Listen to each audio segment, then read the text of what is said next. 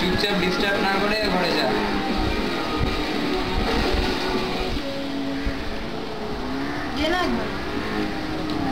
দরকার হলে সাইবার ক্যাফেতে গিয়ে খেলে যায়।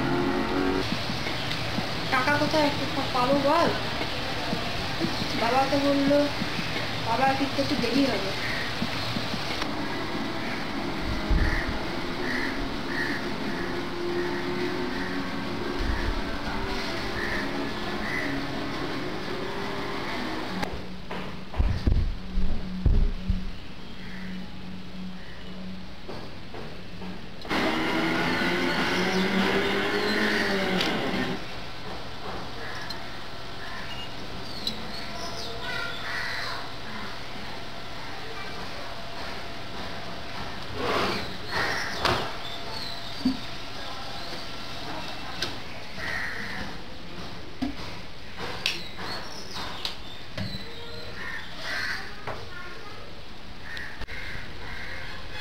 তুই কথাটা কিভাবে বলতে পারলি বলতো?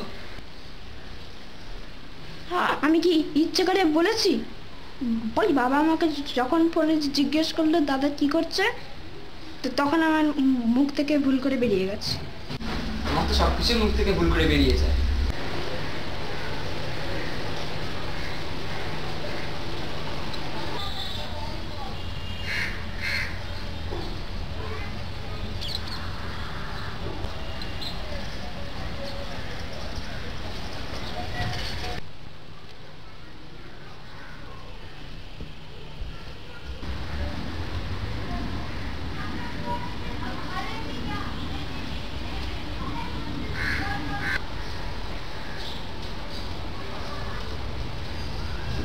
বাবা, তুমি কিন্তু দাদাকে এসে ভুগো না।